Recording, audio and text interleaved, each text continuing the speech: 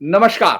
Dhirendra पुंडी news point में आप सभी का स्वागत है एक बार फिर से। और आप मेरे साथ स्क्रीन पर देख रहे हैं, मेरे साथी हैं बहुत पुराने, लेकिन आपके लिए मेरी स्क्रीन पर नए हैं, वरना उनके YouTube channel Agnipath with Mahesh पर आप उनको जाकर देख सकते हैं। और ये मेरा आपसे अनुरोध भी है कि जो लोग हमारे जितने लोग देखते हैं, अगर उनको फॉरेन अफेयर्स पर एक गंभीर कंटेंट चाहिए तो आपको महेश जी का चैनल सब्सक्राइब करना चाहिए, जैसे आपका स्नेह हमको मिलता रहा।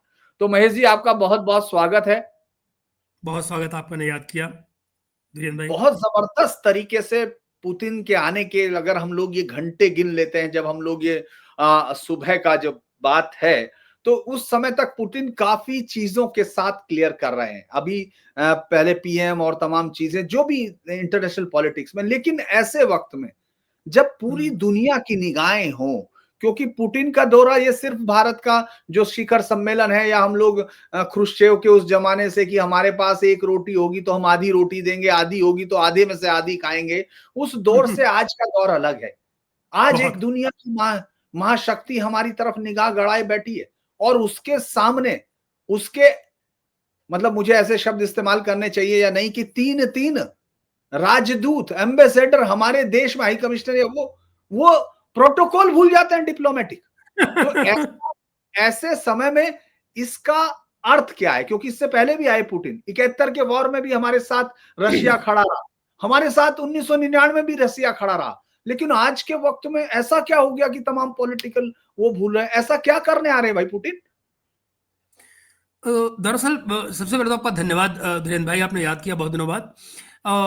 लेकिन साथ ही पुतिन की जो यात्रा है, दरअसल ये कोई औपचारिक समिट है नहीं। ये असल में देखा जाए तो भारत का एक स्ट्रेटेजिक स्टेटमेंट है अपने आप में, ऐसा मुझे लगता है। एक तरफ आप देखिए ना, एक तरफ वॉशिंगटन के साथ आपकी ट्रेड डील के लफड़े चल रहे हैं। लफड़े क्या हैं? अब तो बेसिकली वो trade deal as good as खत्म हो गई है। वो दोबारा कब रिवाइव होगी मैं नहीं जानता हूं, लेकिन वो ट्रेड डील खत्म हो चुकी है, इसको लेकर कोई दो राय नहीं है। एक बात।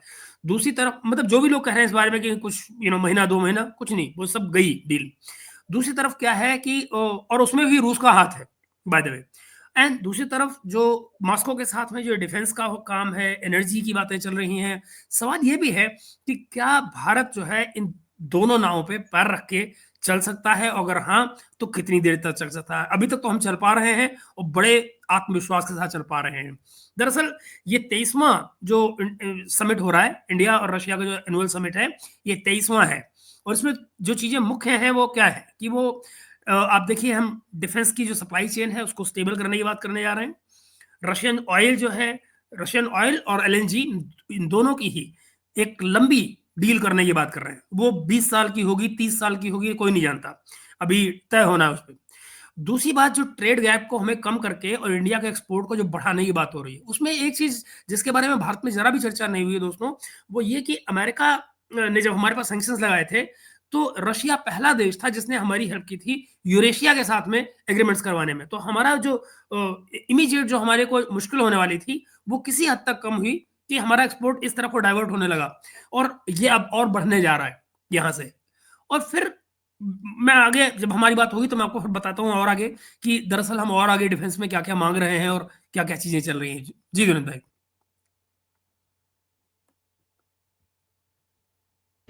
दरअसल ये जो इंटरेस्टिंग सा समीकरण है, इससे, क्योंकि हम आज भी अमेरिका के साथ जितना डिफेंस टाई है उससे कहीं ज्यादा, हम 70% आज भी हमारा इक्विपमेंट, हमारी डिफेंस प्रोडक्ट, सब कुछ चाइना के साथ, रशिया का है, अच्छा, रशिया के बिल्कुल। साथ सहयोग से है, या रशिया के साथ मिलकर उस टेक्नोलॉजी को हमने डेवलप किया है। ऐसे समय में जब भारत ने बहुत, मतलब ये भी हम लोगों ने चेंज अपने इसी सरकार ने किया था कि हमने अमेरिका के साथ उस लेवल तक के संबंध रखे कि हमको लगभग P5 या नाटो के बराबर की ताकत दिखाई दी।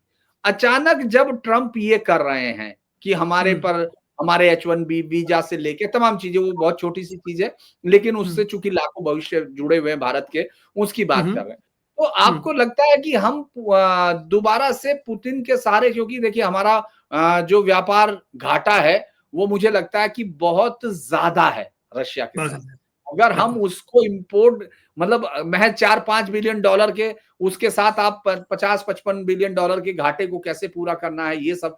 तो आपके पास मतलब पुतिन हमको क्या देने आ रहे हैं और हम उनको क्या देने जा रहे हैं? विस्तार से आप बताइए थोड़ा। ओके, देखिए हम जो माँग रहे हैं, हम डिफेंस में हमारी क्या माँग है, जैसे फॉर एग्ज़ाम्पल मैं डिफेंस की बात से शुरू कर लेता हूँ, आगे हम और बढ़ते हैं कि डिफेंस में भारत की जो पहली प्रायोरिटी है, वहाँ हमारे कुछ पुराने कॉन्ट्रैक्ट्स हैं, जैसे एस-400 का है। तो अभी जब ऑपरेशन सिंदूर हुआ, तो एस-400 की बहुत सारी मिसाइल्स हमने खर्च कर दी, तो वो मिसाइल्स हमको चाहिए एस-400 की। कुछ हम नई बैटरीज़ लेने जा रहे हैं, शायद ये 4 या 5 नई एस-400 की बैटरीज़ लेने की बात हो रही है। इवन की जो एस-500 की प्रोडक्शन की बात भी होनी है, मैं नहीं जानता वो कितनी होगी, पर वो नया प्रोजेक्ट होगा अपने आप में। जहाँ तक मैं रिफर्बिशमेंट की बात करूँ, जो पुरानी चीज़ें हैं, उसमें एसयू-30 को भी अपग्रेडेशन की बात कर रहे हैं हम। फिर टी-90 पुराने टैंक्स हमारे पड़े हुए हैं, उनकी बात है। प्लस स्पेयर पार्ट्स की और डिलीवरीज़ की बात है कि कैसे उस डिलीवरीज़ को एन्श्योर किया जाए, अगरचे यूक्रेन की लड़ाई चल रही हो या कोई कल को कोई और लड़ाई छिड़ जाए, तो भी उनको कैसे एन्श्योर किया जाए कि वो आती रहें। उसके अलावा आप देखेंगे कि जो यूक्रेन वॉर के बाद में रशिया की जो सप्लाई चेन है सारी गड़बड़ा गई। तो भारत ने फिर ये मैसेज दिया कि भई बिना किसी भरोसेमंद सप्लाई चेन के हमारे साथ नई डील्स की गुंजाइश कम हो जाएगी। तो इसका दूसरा तरीका ये निकाला गया कि भई हम को-प्रोडक्शन में जाते हैं और भारत में आके फैक्ट्रियाँ लगा देते हैं, ताकि अगर वहाँ लड़ाई चल भी रही हो, तो रशिया का फ़ायदा ये होगा कि जो उनके एक्सपोर्ट के ऑर्डर्स हैं, वो भी यहाँ से सप्लाई होते रहेंगे और प्लस जो हमारी ज़रूरतें होंगी, वो भी पूरी होती रहेंगी। इनफैक्ट अगर आप गौर से देखिएगा, तो कुछ इसी लाइन्स पर इज़राइल भी हमसे बात कर रहा है। तो उसकी भी यहाँ इंडस्ट्री इस तरह से आ रही है। रूस की तरफ से ये भी ऑफर है धीरेन्द्र भाई, कि जो एसयू-30 है, जहाज हमारे एमकेआई, और जो टैंक्स हैं या हेलीकॉप्टर के जो हिस्से हैं, पार्ट्स हैं, या इंजन के अपग्रेड्स हैं, जॉइंट एमआरओ बनने की बात हो रही है, मेंटेनेंस और रिपेयर का जो यहाँ पे होना है काम, उन सब में उनका यहाँ पे हब बनना है बेसिकली, कि जितना रशिया प्रोडक्शन दुनिया भर में कहीं भी है, वो रशिया वॉर में हो, ना हो, उनकी जो रिपेयर हो, वो यहाँ आके हो। तो दुनिया की तमाम चीज़ों का रिपेयर हब रशियन प्रोडक्ट्स का यहाँ बनने की बात आ रही है। इसके अलावा आप देखिए एनर्जी की बात है, न्यूक्लियर प्लांट्स की बात है। अब इस समय बात की जा रही है कि जो छोटे न्यूक्लियर प्लांट्स हैं, जैसे हमारे ये तो बड़े हो गए ना, जो कलाकुड़म वगैरह में लगे हुए हैं। लेकिन इस तरह के छोटे-छोटे प्लांट्स को लगाने की बात हम लोग अब कर रहे हैं। कारण क्या है कि जिस किस्म की बिजली हमको चाहिए आने वाले दिनों में, वो किसी और तरीके से संभव नहीं है सिवाय न्यूक्लियर के। फॉर एग्ज़ाम्पल, जैसे विशाखापत्तनम में भी गूगल का जो प्लांट लग रहा है, वो इस तरह के जो एआई के जो प्लांट आएँगे, वो बहुत ज़्यादा बिजली खाएँगे। तो बिजली और पानी की जो हमारी ज़रूरतें हैं आने वाले सालों में, वो बहुत ज़्यादा बढ़ने वाली हैं। ये तमाम कूलिंग के लिए हमको पानी चाहिए होता है बहुत सारा। तो इस तरह की इंडस्ट्री को बढ़ाने के लिए हमारे को इन दोनों चीज़ों की ज़रूरत पड़ेगी। तो उसमें रशिया का हमारा ये बड़ा हाथ हो सकता है। फिर तीसरा एक और आइटम है जो है पेमेंट सिस्टम का, कि कैसे इसको मैनेज किया जाए। सिर्फ़ अब तक जो चल रहा है, देखिए वो कामयाब नहीं है उस तरह से कि अगर उनके रुपए का ढेर यहाँ लग जाता है, तो वो कहाँ लेकर जाएँ, उसको कहाँ इन्वेस्ट करें, क्या करें उसका? तो कुछ चीज़ें उसमें भी आ रही हैं। कुछ रास्ते निकालने की बात हो रही है कि इस मीटिंग के दौरान निकलेंगे। एनर्जी में आप देखिए रशिया को साफ तौर पर इंडिया की ज़रूरत है। यूरोपियन मार्केट श्रिंक हो गई है उनके लिए, और मज़े की बात क्या है, तमाम झगड़े-टंटों के बावजूद आप देखिएगा, अमेरिका में जो एविएशन फ्यूल है, मेजॉरिटी हमारा जो एविएशन फ्यूल जो हम निकाल रहे हैं रशियन क्रूड ऑयल से, वो सारे का सारा अमेरिका ले रहा है। और उसके बावजूद आप देख रहे हैं कि हम सैंक्शन भुगत रहे हैं। ये बड़ा ही इंटरेस्टिंग पार्ट है कि वो एविएशन फ्यूल जो रशियन ऑयल से क्रूड ऑयल से निकल रहा है, आखिर अमेरिका उसको क्यों ले रहा है? मगर सवाल ये है कि अपनी एविएशन इंडस्ट्री के दाम बढ़ जाएंगे अगर वो हमारे से तेल लेना बंद कर दें, क्योंकि वो सस्ता है।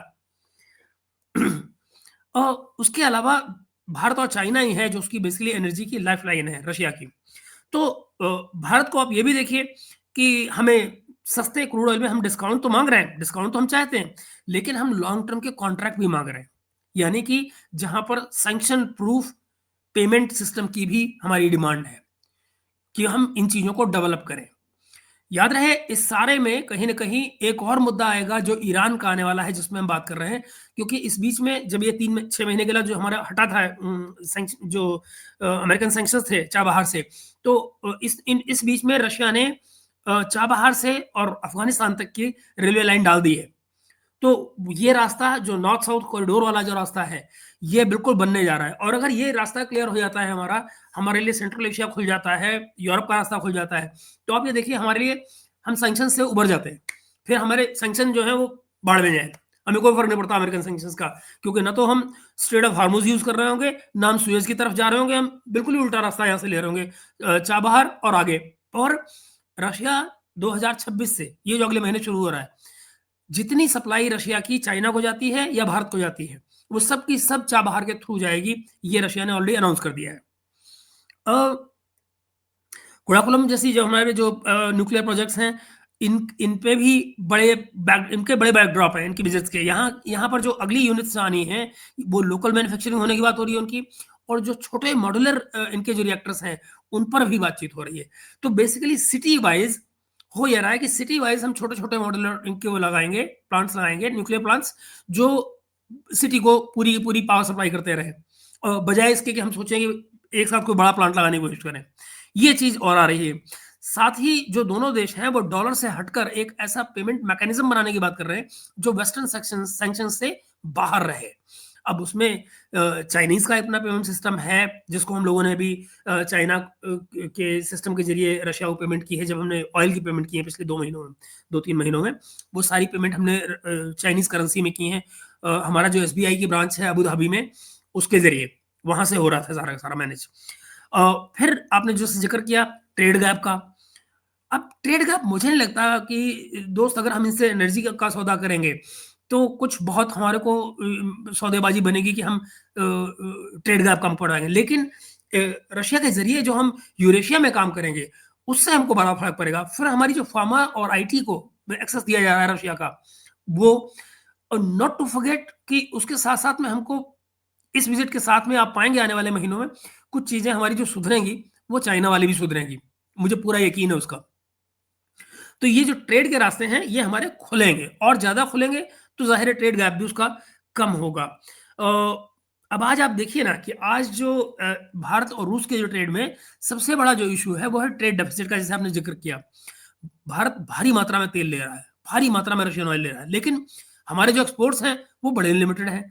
हमारे पास ऐसी मैन्युफैक्चरिंग है ही नहीं। आई मीन ये एक सैड एस्पेक्ट है हमारी जिंदगी का कि हमारे पास ऐसे कोई प्रोडक्ट ही नहीं है जो हम रशिया को दे पाए। तो मैन्युफैक्चरिंग में जो पिछले दिनों में अचानक आपने देखा होगा 9% से 9.2 की बढ़ोतरी जो आई है पिछले क्वार्टर में, ये एनकरेजिंग है। मुझे लगता है कि मैन्युफैक्चरिंग में जाए बिना हम किसी भी इस गैप को, ट्रेड गैप को कभी कम नहीं कर पाएंगे। इस विजिट में आप ये देखा कि जो शिपिंग को लेकर बात आ रही है, अब वो आर्कटिक में इन्होंने हमको इनवाइट किया है। आर्कटिक में जाना, हमारा हमारा आर्कटिक से कोई लेना देना नहीं है, हम आर्कटिक से बहुत दूर हैं, मगर उसके बावजूद रशिया ने हमको इनवाइट किया है वहां पर। और जाहिर है चाइना वहां पहले से मौजूद है, लेकिन चूंकि उधर साइबेरिया की तरफ का जो इलाका है, आर्कटिक का जितना इलाका है, रशिया ये नहीं चाहता है कि वहां पर चाइना को इनवाइट किया जाए, क्योंकि उसके अगर आप हिस्टोरिकली जाएंगे, और आप चाइना की हिस्ट्री मुझसे बहुत बेहतर जानते हैं धीरेन्द्र भाई, तो वो चाइना के पुराने किस्से हैं, फिर वो हिस्टोरिकल मामले खुलेंगे तो पता लगा एक बार चाइना वहां बैठ गया तो निकलने का नाम नहीं लेगा। तो वो चाइना को वहां नहीं ला रहे हैं, वो इंसिस्ट कर रहे हैं हमारे वहां आने पर। और ये बात चलते हुए करीब 1 साल हो गया है, जहां पर वो इंसिस्ट किए जा रहे हैं कि आप आइए और आप यहाँ माइनिंग कीजिए। आर्कटिक में बर्फ पिघल रही है और भरा पड़ा है वहां पर मिनरल्स का खजाना, एक बात। दूसरी बात, आपको आपको अगर याद हो, इस लड़ाई के पीछे भी जो यूक्रेन के साथ चल रही है, बहुत सारी चीजें उससे जुड़ी हुई हैं। अगर आपको याद हो, चर्चिल की अगर आपको याद हो, जब सेकंड वर्ल्ड वॉर खत्म हुआ था तो उसने एक प्रोजेक्ट लॉन्च करने की कोशिश की थी, प्रोजेक्ट अनथिंकेबल। जी। वो प्रोजेक्ट अनथिंकेबल जो था वो यही था कि भाई जो अलाइड फोर्सेस हैं वो जर्मनी जीतने के बाद में जब लौटे तो वो जाकर रशिया पे हमला कर दें और रशिया के टुकड़े कर दें, ताकि जो यूरोपीय देश हैं वो सारे के सारे इनके रिसोर्सेज पे कब्जा कर लें। अब जो आप देख रहे हैं दरअसल उसका नया रूप है जो यूक्रेन के जरिए ये पाने की कोशिश कर रहे थे। सो ये बहुत घटिया किस्म की, अब ये दूसरों पर ही जिंदा है, दूसरों का खा खा के जिंदा हुए हैं यूरोप वाले, उसी बल पे बड़े इंडस्ट्रियलाइजेशन लेकर आए थे अपना, और ये वही सिलसिला इनका चल रहा है सारे का सारा। तो आप पाएंगे कि इसीलिए रशिया डर रहा है इनको वहां ले जाने में, आर्कटिक ले जाने में, और उसने हमें ले जाने की बात की है। इसके अलावा आप ये देखिए कि जो मैंने जैसे आपको जिक्र किया कि हेल्थ केयर में भारत इनके साथ जाने जा रहा है, जिसकी वजह से हम ट्रेड गैप कम करने की बात कर रहे हैं, फार्मा लगता में है हम कि जा रहे हैं। फार्मा इतनी बड़ी चीज है जहां हम लोग घुस सकते हैं। फार्मा बिल्कुल। फार्मा में बड़ा मामला है। लेकिन और सबसे इसके बड़ी बात अलावा एक बहुत जी, बड़ी ऑफर जो की है रशिया ने हमको, कि जो आर्कटिक में जो शिप काम करते हैं, वो बेसिकली नॉर्मल शिप नहीं होते हैं, वो होते हैं जो बर्फ को तोड़ के अंदर जा सकें, काम कर पाए। आइस ब्रेकिंग से उन हाँ, आइस ब्रेकर वाले जो होते हैं, उन शिप को बिल्ड करने का काम वो भारत के साथ मिलकर भारत में करने जा रहा है। वो भी एक बहुत माइलस्टोन है अपने आप में। तो ये वो चीजें हैं जो बिल्कुल मतलब पहले कभी सोची नहीं गई, की नहीं गई। फार्मा में हम उनसे फार्मास्यूटिकल बोले, सॉरी, क्या कहते हैं, हम उनसे खाद वगैरह बहुत सारी लेते हैं, फर्टिलाइजर लेते हैं बहुत सारा। बट अब हम उनको, उनके लिए फूड बास्केट बन जाए, ऐसी कुछ कोशिश की जा रही है। फिर कनेक्टिविटी की डील है, ये नॉर्थ साउथ कॉरिडोर की जो बात हम कर रहे हैं, ये उसी से जुड़ी हुई है। ये जो चेन्नई व्लादिवोस्तोक कॉरिडोर जो है, इस ले प्रोजेक्ट जाना का चाहते दरअसल मकसद ही यही है कि भारत जो है वो सीधे रशिया और फार ईस्ट और यूरोपियन मार्केट तक पहुंच सके, यानी लॉजिस्टिक्स कम हो और वेस्टर्न रूट्स की जो मोनोपोली है उससे हैं। अपन निकल पाए। इनफैक्ट मेरा एक सवाल बनता है महेश भाई जी भाई, कि जिस जी तरह भाई। से तीनों इन लोगों ने तीनों का वो किया, तीनों देशों के जो राजदूत मतलब हाँ, उनके डिप्लोमेट्स हम लोग कहें उसको, हाई कमिश्नर या वो छोड़ते हुए, हम्म, हम्म, तीनों देशों के डिप्लोमेट ने इस तरह का कभी पहले कोई आया है क्या, कभी इस तरह का कि वो लोग हैं, वो इस तरह बोल रहे हैं पुतिन को, ये क्या है? क्योंकि पूरी गैस सारी चीजें ये सारी सप्लाई वो आज तक ले रहे हैं रशिया से। भारत पर हम्म, ये जो प्रेशर है, क्या हम्म। मतलब प्रधानमंत्री मोदी एक ऐसे मतलब इतना जो प्रेशर झेलना, उसकी तैयारी करना, देखिए ऐसे ही हम किसी नेता की तारीफ नहीं कर रहे, लेकिन जब हमारे देश का मामला होता है तो तब एक ही बात होती है, उसमें हमारी कोई मतलब बिल्कुल नहीं होता। सही बात आपको क्या लगता है कि हमने वाकई एक ऐसा लीडर लिया है जो अमेरिका के सामने, देखिए अमेरिका अपना बेड़ा भेज दे, ये कह दे है। मेरा इंटरप्राइजेस आ रहा है हिंद महासागर में, वो एक हाँ, अलग चीज होती है। लेकिन अमेरिका हमारी रूट्स को, बिजनेस रूट्स जो अब आज की ताकत है, उसको बिखेरने में लग जाए, तो मुझे लगता है ये सामने सीधा वार है। ऐसा बहुत कम ही मौके आए होंगे हिंदुस्तान के सामने इस तरह के, जब अमेरिका के साथ हम इस तरह खड़े हों। तो क्या हम इसको अपने प्रधानमंत्री की कोई उनको आप ये कहेंगे कि हाँ उन्होंने एक रिस्क लिया है और ताकत एक दुनिया की जो आज भी 29-30 ट्रिलियन डॉलर की ताकत है, हम 4 ट्रिलियन में अभी बोल रहे हैं कि वो होना है। तो आप उस प्रधानमंत्री को, क्या प्रधानमंत्री के पास आपको लगता है हमारे देश के पास वो ताकत है कि हम पुतिन को, जो अपने आप में इतनी बड़ी इकोनॉमी नहीं है कि हम लोग ये कह दें अभी दुनिया की इकोनॉमी में, मतलब उनके मुकाबले अमेरिका के, तो हम इस्तेमाल करके इस समय की बाधा से पार कर सकते हैं या नहीं, अगर हम डाटा से अलग बात करते हैं? और एक प्रधानमंत्री की इस कोशिश को आप कैसे देखते हैं? मैं तो इस कोशिश को, बल्कि ये जो मैं इस कोशिश को उल्टी तरह से देखूं, अगर मैं ये कहूं कि जो इन राजदूतों ने जो कोशिश की है, ये अपने आप में हमारे लिए कॉम्प्लीमेंट है। ये दिखाता है कि हमारी जो योजनाबद्ध तरीके से हम जो चल रहे हैं, उससे ये लोग कितने रैटल्ड हैं। इनको ये कतई उम्मीद न थी कि हम इस लेवल तक चले जाएंगे, और अकेले बिना इनके, देखिए ना, ये पिछले पिछले 2 सालों के अंदर अंदर में फ्रांस के राष्ट्रपति यहाँ आए, हाँ, जर्मनी के राष्ट्रपति यहाँ आए। एक कह रहा है हम आपसे 6,000 बच्चे चाहते हैं हर साल के, एक कह रहा है हम आपसे 3,000 बच्चे हर साल चाहते हैं, हम आपको इंजीनियर लेकर जाएंगे। मैक्रोन यहाँ 20 बार रोता हुआ कह गया कि भाई इतने इंजीनियर दुनिया में कोई पैदा ही नहीं करता हर साल जो आप कर रहे हैं, और हमको सब चाहिए। ये सारे का सारे खेल अभी उसके आगे फीके पड़ जाते हैं जो रूस आपके साथ कर रहा है।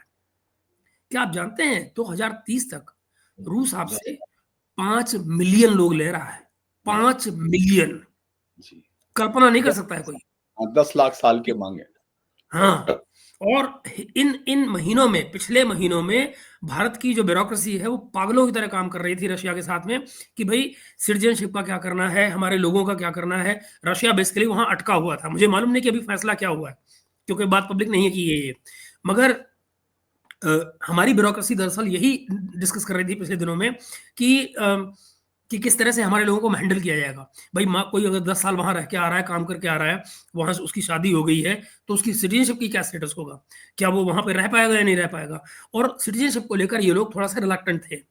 तो उस पर मुझे मालूम नहीं कि दरअसल अंतिम फैसला क्या हुआ इनके बीच में, लेकिन जो हमारी मैन पावर है उसकी एक्सपोर्ट का भयानक मौका है हमारे लिए, बहुत गजब का मौका है।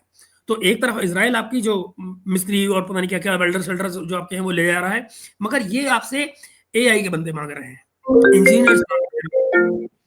तो मुझे सीरियसली लगता है कि हमारे यंगर लॉट के लिए यहाँ पर बहुत सारे मौके हैं। इनफैक्ट मैं अपने शोज में तो लोगों को कहता रहा हूँ कि भाई जैपनीज और रशियन को सीखो अगर आपको नहीं आती है, जो यंगर बच्चे पढ़ रहे हैं इंजीनियर वगैरह में, कि साइड बाय साइड आप रशियन और जैपनीज सीखिए, बिकॉज ये वो दो देश हैं जिनको भयंकर मैन पावर की जरूरत पड़ेगी, और भारत उनके लिए भरोसे का सौदा है। कम से कम हमारे से उनको किसी जिहाद की उम्मीद नहीं होती। ये दरअसल मेरा एक उसमें सवाल में एक हिस्सा रह गया, क्या हमारे प्रधानमंत्री इस तरह से मतलब रशिया के पास वो कैपेसिटी है, क्या हम इस्तेमाल कर सकते हैं? और चूंकि वेस्ट अगर हमारे मतलब चूंकि देखिए अमेरिका के अलावा बाकी किसी का काम हमारे बिना नहीं चल रहा है, चाहे वो जर्मनी हो, वो भी हमसे इतने ज्यादा लोग चाहता है, भले ही हमको इंग्लैंड दिखाने के लिए वो कर रहा हो, लेकिन उसका प्रधानमंत्री बन चुका। बल्कि मुझे याद है कि उनका एक बहुत ही फेमस वो जो एंकर है वो बहुत अच्छा, वो जो मेरे नाम या शो का याद नहीं आ रहा, जिसमें उसने कहा था कि जब सुनक पटेल बने थे वहां सुनक, तो ऋषि सुनक जब वहां बने थे तो उसने हंसते हुए कहा था कि अब इसका बहुत बड़ा फायदा है। कह रहे क्या कि आप अपनी परेशानियों की जिम्मेदारी अगर सुनक हल नहीं कर पाते तो इंडियंस पे डाल सकते हैं। तो आपके तो मुझे लगता है कि उसने इसलिए थोड़ा बहुत इंग्लैंड ने किया है, लेकिन इसके बावजूद उनको हमारी स्किल्ड लेबर चाहिए। लेकिन इसके बावजूद भी बेसिक सवाल वही है कि क्या ये एक बड़ा समझदारी का फैसला है? क्योंकि पीएम देश की राजनीति में मैं उनको बहुत अप्रतिम मान रहा हूं। भाई अभी तक वो जीत रहे हैं, ऐसा थर्ड। दूसरा ये है कि उन्होंने बाहर हमारे हिंदुस्तानियों के पासपोर्ट के से ज्यादा, मैं ये नहीं कहता कि दुनिया क्या कहती है, एनले क्या कहता है या वो क्या, नहीं, अपने को नहीं मतलब। हमको ये मालूम है कि बाहर बैठे हुए ज्यादातर हिंदुस्तानी अपने आप को बड़ा वो मानते हैं कि हाँ हम हिंदुस्तान से हैं।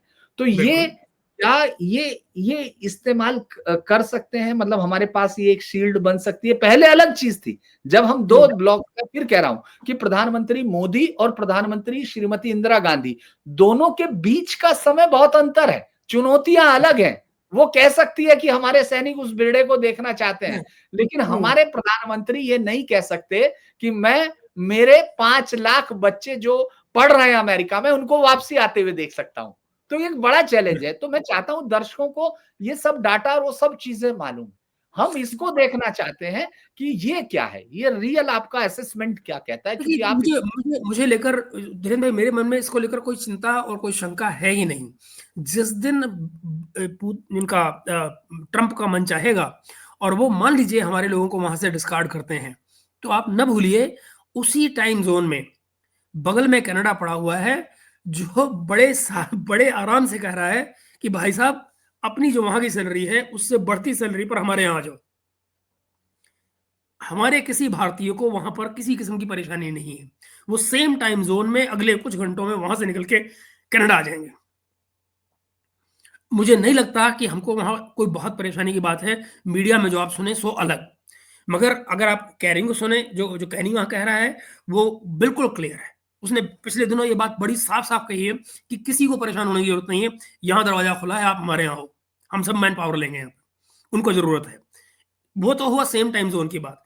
जहां तक रशिया की बात है, बहुत लोग ये कह सकते हैं कि भाई इनके ऊपर सैंक्शंस हैं और ये और वो दुनिया भर की बातें। सच ये है दोस्तों कि यूरोप में आज भी one of the highest market जो ग्रो कर रही है वो रशिया की है, तमाम सैंक्शंस के बावजूद। एक दूसरी बात, उसका रीजन क्या है कि आप ऐसी किसी कंट्री को जिसकी इकोनॉमी अपने रिसोर्सेज पर बेस करती हो, जिसके रिसोर्सेज अपने हो, आप उसको एक सीमा से आगे दबा ही नहीं सकते। ईरान उसका बहुत बड़ा एग्जांपल आपके सामने खड़ा है। किसी को अच्छा लगे या बुरा लगे, चाहे उसका तेल लीगली बिक रहा हो या इलीगली बिक रहा हो, पर दुनिया का काम बिना ईरानियन ऑयल के नहीं चलता है। खूब स्मगल हो रहा है और दुनिया का हर मुल्क ले रहा है। इंटरनेशनल वाटर में आते हुए एक जहाज से दूसरे जहाज में कितना तेल कहां जा रहा है कोई नहीं पूछने वाला होता। मेरा मतलब ये कि ये ऐसे मुद्दे हैं जिनको हम लोगों ने जरूरत से ज्यादा राजनीति के चक्कर में उछाल रखा है। सच ये है कि रशियन इकोनॉमी ग्रो कर रही है। रशियन कंपनी, अमेरिकन कंपनियां इस समय जोर डाल रही है अपने सरकार के ऊपर कि हमको वहां जाने दो। अजीब बात नहीं है। पिछले 2 सालों से पुतिन मना कर रहे हैं उनको कि भाई आप तब आओगे जब पेनल्टी दोगे इस बात की कि तुम यहाँ भागे थे, तुम यहाँ से भागे थे, जो तुमने तुम्हारी वजह से हमारा जो नुकसान हुआ उसको भुगतान करो। Is asking for money. Putin तो ये कह रहा है कि हम तो तुमको आने ही तब देंगे जब तुम यहाँ पहले भुगतान करोगे उस नुकसान का जो तुम्हारी वजह से हमें हुआ है। सो इस समय तमाम यूरोप के लोग, तमाम अमेरिकन लोग, उनका बस चलो तो वो कल जाकर रशिया बैठ जाए। जहां तक जंग की बात बची है, ये बहुत दूर की बात बची नहीं। यूरोपियंस जो खेल खेल रहे हैं, ये जो मैं तो लिखा भी है उस दिन ट्विटर की मैप पे, मैंने जर्मन एम्बेसडर को उस दिन लिखा है ये बात कि भाई कम से कम और कुछ नहीं तो कांट जैसे को लॉजिकल आदमी को पढ़ लिया होता आपने, मेरे ख्याल से स्कूल में भी पढ़ाया होता है जर्मनी के स्कूलों में कांट को, कि भाई कोई लॉजिक है? कौन से लॉजिक पे आप ये कह रहे हो कि रशिया इस लड़ाई को लीड कर रहा है, यूक्रेन की लड़ाई को? भाई 14 में आप भागे, इस्तांबुल की नेगोशिएशन से आप भागे, रशिया अमेरिका के कहने पर, इंग्लैंड और अमेरिका के कहने पर आप लोग ने यूक्रेन ने बैक ट्रैक किया सारे के सारे समझौते से। आप मुझे बताओ भला रशिया कैसे लीड कर रहा है इसको? सो कुछ भी कह देने से कि यूरोपियन कह रहा है या अमेरिकन कह रहा है, गोरा कह रहा है, तो उसके कहने से बात सही तो नहीं हो जाती ना। सच की परिभाषा तो इवेंट्स की बेसिस पे होगी कि भाई जो जो हुआ है वो कैसे हुआ है, इतिहास गवाह है उसका। जेफरी जैक्स को आप सुन लीजिए क्या कह रहे हो। सो मेरी ना माने तो पूरा का पूरा इतिहास भरा पड़ा है इससे। तो मेरा मतलब ये कि मुझे लगता है कि ये जो एम्बेसडर्स ने लिखा, दरअसल ये अपने आप में हमारे देश को एक कॉम्प्लीमेंट है कि ये लोग इतने रटल्ड हैं कि इनको इस लेवल तक जाना पड़ा। वो अलग बात है कि सवाल इस पर भी उठते हैं कि आखिर टाइम्स ऑफ इंडिया को भी क्या जरूरत थी इस बात को छापने की। मीडिया पर भी इस तरह के सवाल उठ सकते हैं ना कि भाई ये क्या टाइमिंग है, आपने क्या करके, आपकी एडिटोरियल पॉलिसी क्या है, आखिर आप क्या अपने मीडिया की स्वतंत्रता के नाम पे दूसरे देशों से हमारे संबंध खराब कराएंगे? तो ये तमाम मुद्दे साथ में उठ सकते हैं, लेकिन हाँ ये कि मुझे नहीं लगता कि इसको लेकर हमें बहुत तनाव लेना चाहिए। हमने अपना विरोध जता दिया है और ये मौका कोई आखिरी मौका नहीं है। अभी 26 जनवरी को यूरोपियन यूनियन की तमाम लीडरशिप लाल किले पे बैठी होगी हमारे साथ में। नहीं, अजीब बात है। लेकिन मैं फिर वही हमारा वो सवाल रह गया, जो प्रधानमंत्री मोदी को आप किस तरह आंक रहे? 2 प्रधानमंत्रियों, क्योंकि देखिए आप बहुत कीन वॉचर हैं इन सब पॉलिटिक्स को भी और उसके भी। तो मैं ये जानना चाहता हूं कि दोनों प्रधानमंत्रियों को विदेश नीति के संबंध में, चूंकि ये लोग बहुत बार मैंने देखा कि बार-बार कहते हैं कि कांग्रेसियों का या तमाम लोगों का, हालांकि मेरा मानना है विदेश नीति पर देश एक होना चाहिए, लेकिन ये नई परंपरा चल गई कि वो लोग पुतिन के आने से पहले आप कह रहे हो कि मुझे नहीं मिलाया जा रहा। भाई ये तो पुतिन का मंत्रिमंडल वो चाहेगा ना, पुतिन का प्रतिनिधिमंडल चाहेगा कि वो मिलना चाहता है कि नहीं मिलना चाहता, वो देखते हैं, वो तय करते हैं। क्या आपको लगता है कि हम जब ऐसे देखते हैं तो प्रधानमंत्री मोदी और उन सब प्रधानमंत्रियों के बीच में, रशिया के साथ हमारा बहुत रिश्ता रहा, बहुत अच्छा रिश्ता रहा, और ये रिश्ता गिव एंड टेक भी रहा। कई बार ऐसा नहीं है कि हम लोगों ने सिर्फ हमने रूबल के बदले बहुत पैसा भी दिया, ऐसा नहीं है, लेकिन फिर भी संग ज्यादातर ऐसा लगा, और खासतौर से भारत की जनता को, ये बड़ा इंटरेस्टिंग है, मैं ये बड़ा हैरान होता हूं कि भारत की जनता आज भी मूलतः रशिया की तरफ ज्यादा कॉन्फिडेंस है। बच्चे पढ़ने अमेरिका जाते हैं, हम लोग अमेरिका में बसना चाहते हैं, लेकिन जब हम हिंदुस्तानी मानस को टटोलते हैं कहीं, तो रशिया पे कॉन्फिडेंस हमारा ज्यादा आता है। ऐसा क्यों है? ये भी कुछ बात है, मुझे लगता है कुछ तो मानसिकता की बात है। हम लोग जहां से रचे बसे आए हैं बचपन से, धीरेन्द्र भाई आप ये देखो, तब से लेकर आज तक आप कभी रशिया की बात देखेंगे तो, और किसी रशियन रेस्टोरेंट में देखिए, आज भी वो मेरा जूता है जापानी बज जाए तो लोग वहां नाच रहे होते हैं। तो एक इमोशनल अटैचमेंट तो हमारा उस जमाने के साथ में है, जो सोवियत यूनियन वाला टाइम है। इसमें भी कोई दो राय नहीं कि जिस समय पर सोवियत यूनियन था, उस समय पर आज के राष्ट्रपति केजीबी के हेड थे। तो कहीं ना कहीं एक वो अटैचमेंट भी चला आ रहा है लगातार। और आप भी देखिए, अभी आने से पहले क्रेमलिन में जो इन्होंने वो अपना दिया है, इंटरव्यू दिया है, तो उसमें उन्होंने सोवियत एरा का बार बार जिक्र किया है कि हमारे संबंध तो उस टाइम से हैं। तो सोवियत एरा को भुलाया नहीं जा सकता उस तरह से, हमारे इतिहास में उसका अपना एक बड़ा योगदान है। हालांकि देखा जाए तो मुझे नहीं मालूम कि इंदिरा जी की पॉलिसी, डेफिनेटली मैं ये तो नहीं कहूँगा कि उस समय जो 71 के टाइम पर जो हुआ वो कहीं से गलत था, मगर हाँ शायद हम उससे उतना कुछ एक्सट्रैक्ट नहीं कर पाए जितना हम कर सकते थे। अब मुझे वो वहाँ पॉलिसी की गलतियां नजर आती हैं। कभी हम जब जवान होते थे तो बड़ी तालियां बजाते थे। मैं भी बचपन में बड़ा कांग्रेस को चिट्ठियां लिखता था, इंदिरा गांधी को चिट्ठियां लिखता था। तब नहीं मालूम था कि ये कैसे जवाब आते हैं, लेकिन उनके साइन करके जवाब आते थे, बड़ा अच्छा लगता था। मगर अब जब उम्र के साथ में चीज़ों का पता लगा है, तो अंदाज़ा हुआ कि दरअसल उस 93 वाले क्राइसिस को 93,000 वाले क्राइसिस को हम शायद अपने पक्ष में ज़्यादा बेहतर हल कर सकते थे। हमने नहीं किया। मुझे ये भी मालूम है, अब तो मिलिट्री स्ट्रेटेजिस्ट सारे जानते हैं, बात छप चुकी है, पब्लिक हो चुकी है कि किस तरह कराची पर बात जाने की बात आई थी, लेकिन किसी के कहने पर रुका गया था। तो ऐसे तमाम मुद्दे हैं जो सवालिया निशान उस समय पे खड़े करते हैं। तो मुझे लगता है कि कम से कम मैं मोदी जी को इस बात का क्रेडिट दूंगा ना, कि कम से कम वो किसी के आगे झुके नहीं। भारत के लिए उन्होंने समझौता नहीं किया है। जहां बात भारत की आई है तो तनकर खड़े हो गए। भाई आज तक किस माई के लाल में ये हिम्मत थी, मुझे कोई बताए, जो उन्होंने 17 जून को किया है मोदी जी ने। दुनिया का कोई लीडर, मतलब आप जरा देखिए तो सही, वो ट्रंप जो है वो यूरोप के तमाम लीडर्स को कैसे बिठाता है, और हाँ तुम कौन, वो पाकिस्तान के उस दिन प्राइम मिनिस्टर को कैसे बुला रहा था, where is Pakistan, Pakistan come here. मतलब एक देश के प्रधानमंत्री को बुला रहे हो, कहता Pakistan, where is Pakistan come here, Pakistan. मतलब चलो, you said something very interesting, say this too on mic. अपनी तारीफ को उससे बुलवा के करवा रहा है माइक पे कहो। कौन इस तरह हैंडल होना चाहता है? मैं कहता हूं मोदी जी ने ट्रंप को अवॉइड करके पिछले दिनों में जो संदेश दिया है, पाकिस्तानी पाकिस्तानी उसमें जो मर्जी बोलते रहे, सच्चाई ये है कि सबसे सभ्य तरीका यही था कि भाई हम कीचड़ में पत्थर क्यों मारे कि अपने ऊपर छींटे आए। और so I have all appreciation for him, मुझे, और जाहिर है उनके पास कुछ, उनके जो स्टार हैं मोदी जी के पास, भाई उनका कहना क्या, वहाँ जयशंकर जी बैठे हैं, डोवाल साहब बैठे हैं, तो मेरा तो सौभाग्य रहा है एक बार उनसे मिलने का भी, डोवाल साहब से। तो तो मैं तो वो जब वो हुआ था अपना क्या तारक फतेह वाला किस्सा, तो उनको लेकर गया था उनके पास मिलवाने। सो आई मीन मैं तो I am absolutely satisfied and proud as an Indian. मुझे लगता है नहीं कि मेरी जिंदगी में कभी ऐसे पल होंगे कि मैं बाहर जाता हूँ और इतने गर्व से पासपोर्ट देता हूँ। तो मुझे पता है आदमी पासपोर्ट देखेगा तो एक बार हाँ हिंदुस्तान से आया आदमी। ये बात पहले नहीं होती थी, 80 के दशक में नहीं होती थी। हाँ, आप वो तो दिन दूर बहुत नहीं है, बहुत लाइन लगा करेगी। हाईली हाईली मतलब आपने दुनिया के लगभग पता नहीं कितने दर्जनों देशों को आपने देखा है, तो ये आपकी बात का मैं चलिए महेश भाई, अभी आज तो दिन भर हम देखेंगे, सुबह से अभी ये शुरू हो जाएगा पीएम का प्रोग्राम, उसके बाद हम लोग इसके बाद एक बार फिर मिलेंगे ये देखने के लिए हमने क्या हासिल किया और रशिया ने क्या लिया, तो इस पर बातचीत करेंगे। मेरा दर्शकों से फिर अनुरोध है, अग्निपथ विद महेश, इसको याद रखना है।